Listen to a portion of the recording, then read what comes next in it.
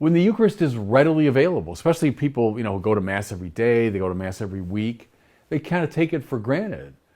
Now that we've been deprived of the Eucharist, or most Catholics have, I think it has awakened in everybody a deeper sense of how much this means to us.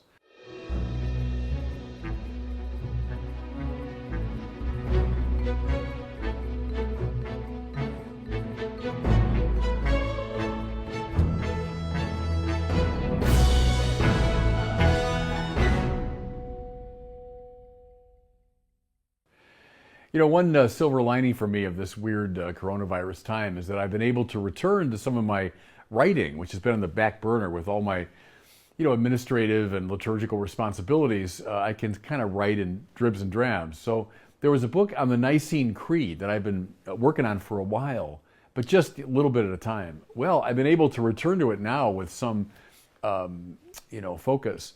And the section I'm on right now is from the very end of the Creed, when we declare our faith in one holy Catholic and Apostolic Church. So I've been thinking a lot about issues of ecclesiology, to give it its technical term, the theology of the church. And I must say, the whole coronavirus time has sort of focused my thinking on this in a way. Three things have come to my mind. I mean, all three of which I knew and certainly would have affirmed before, but they've taken on a new kind of depth and resonance, I think, during this time. Here's the first one. That the church is intensely and inescapably Eucharistic. I was involved, I didn't make the final call, but I was involved in the decision to close our churches here in Los Angeles. In the beginning, we were kind of taking certain tentative steps, but finally we decided that we simply had to do it. We had to shut down the churches. And mind you, it was the right decision. I don't agree with people that say, oh, we were caving in to the secular authorities, we were overreacting and all that. No. As someone who was around that table, I can testify we did it simply out of concern to protect our people, period, end of argument. If you have any doubts about this, know that there are times when the church really is in conflict with the secular state and when we have to take a stand. I'll give you a good example. Last year in California, when the legislature was really aggressively trying to undermine the seal of confession. And we as a church stood up and opposed them. I mean, so believe me, I'm not against that when it's necessary. I don't think this is one of those times. Okay. Having said that, it was painful for all of us. You're a priest, you're a bishop. I mean, your life's about the Mass. It's about the Eucharist. It's the source and summit of the Christian life, as Vatican II said. So, of course, it was a painful decision to make. Now, we've responded by, providing online masses, Word on Fire being one of these outlets. I mean, I'm delighted that people from all over the world, in their millions, have tuned into those masses. Terrific. Some priests, have put the Blessed Sacrament up in the window of their rectory, and people come by and they can adore. Others have done things in parking lots with the cars, and fine, good, but none of it is a substitute for the real thing. And that's the point. That's the point. I think what struck a lot of Catholics is precisely this Eucharistic hunger. When the Eucharist is readily available, especially people, who go to Mass every day, they go to Mass every week, they kind of take it for granted. Now that we've been deprived of the Eucharist, or most Catholics have, I think it has awakened in everybody a deeper sense of how much this means to us. And I think that's all to the good.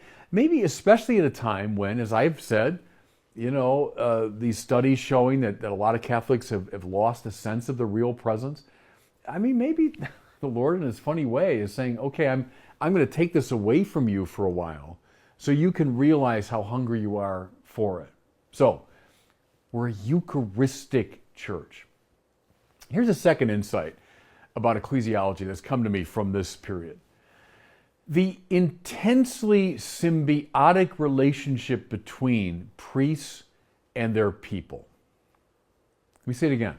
The symbiotic relationship between priests and their people. Now I say this with great confidence as the regional bishop out here in Santa Barbara. I deal all the time with the pastors, the priests of the parishes in this region. I've been reaching out personally through phone calls. We've had Skype and Zoom conferences. In fact, I think just 2 days ago, I met with all the priests of the region by Zoom. Difficult time for priests, you bet. And, we're discombobulated the way everybody is. But here's my point. What is most difficult for the priests is being cut off from steady contact with their people. Do the people need the priests? Yeah, you bet. For the Eucharist and for the sacraments and for mediating Christ's presence and for counseling and all of that.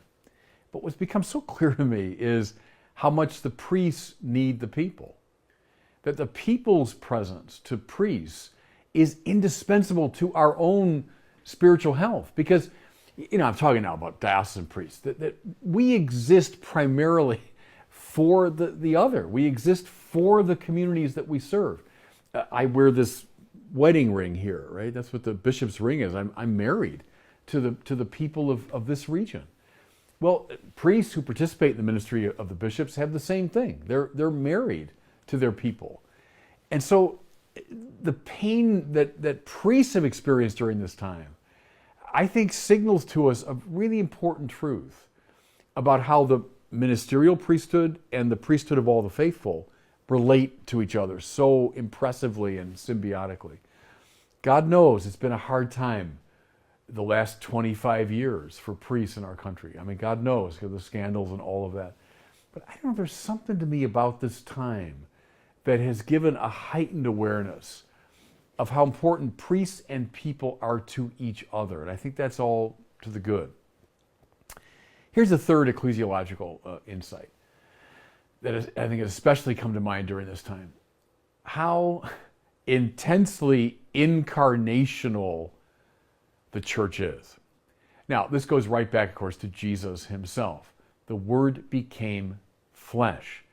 There are all kinds of spiritual programs and religions and so on, philosophies, that would urge something like an escape from matter to get to the high spiritual realm, that would denigrate matter and see the spiritual as, so much more important, get away from lowly matter and up to the spiritual. It ain't biblical Christianity, I can tell you that. At the heart of our approach is the incarnation of the Word of God. The Word became flesh. Now, what that looks like ecclesiologically is, up and down the centuries, the church, which is the mystical body of Jesus Christ, continues to be an incarnate reality. The church is not just the collectivity of people who, in the privacy of their individual conscience, are in relationship to a purely abstract, spiritualized ideal. That isn't it. Rather, at the heart of the spiritual life is bread and wine and water and oil and touch and voice and gesture. Think of all the ways the sacraments are incarnational. More to it. Think of the way we gather to worship. It matters immensely that we come together as a mystical body, that we process together, that we gesture together, that we speak and sing together. That's not just decorative whistle Dixie. I mean, all of that belongs to the very nature of the church, that we are incarnate and embodied. Now, this period we're going through, where we've been compelled, our church is closed, the sacraments are unavailable, we can't gather together as a community, we can't pray and sing and gesture and respond together. It's doing violence to us. And see, there's something salutary about it, because now in our guts, we're realizing how much we need and miss this deeply incarnational faith. If we're ever tempted in the direction of, it's just me and my privacy dealing with God, like, I think I've said before, one of the worst definitions of religion ever offered by a major figure is Alfred North Whitehead, whom I admire in many ways, but he said, religion is what human beings do with their privacy. I've always thought, what a dumb definition of religion. It's almost on the contrary, that there's something so public and embodied about our religiosity. And I think this period might just remind us of that.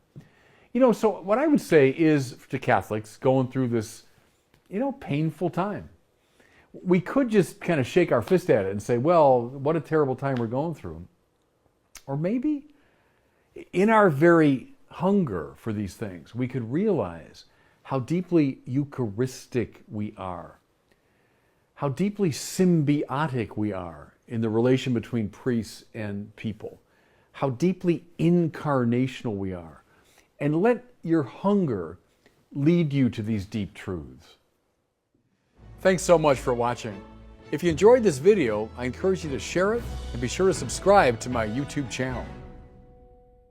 I want to tell you about something I'm really proud of, which is our video and study program on the sacraments.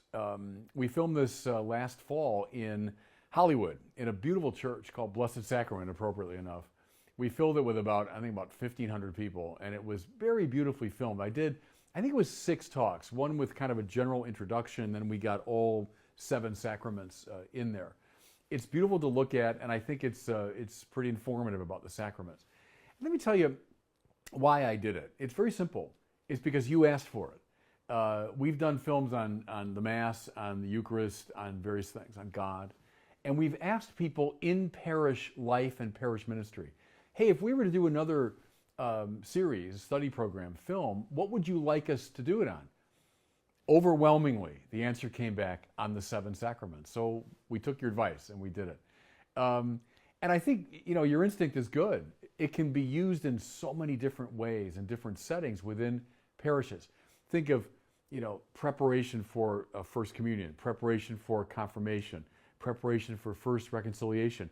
Think people coming into the church as adults, the parents of kids receiving these sacraments, anyone involved in adult formation. One way to understand the whole life of the church is to look at the 7 sacraments. So I think it was by a very good instinct that you told us, do something on the sacraments. And I think this thing can be used in so many different settings. And generally everybody, I've been on this for a long time, as you know. People are leaving us in droves. The ranks of the nuns, the NONES, are swelling every day, especially among the young. The more we have to tell people about the church, what the church is, what we do and why, and to do it in a way that's both beautiful and smart. And I proudly say those are the marks of Word on Fire productions. And so that's what this thing is all about. It's a beautiful and smart presentation of the sacraments. It can be used in so many ways in the life of the church. It can be used to bring people back to the church. So buy it, get it, use it. I think it'd be good for you personally and within a pastoral setting. And God bless you.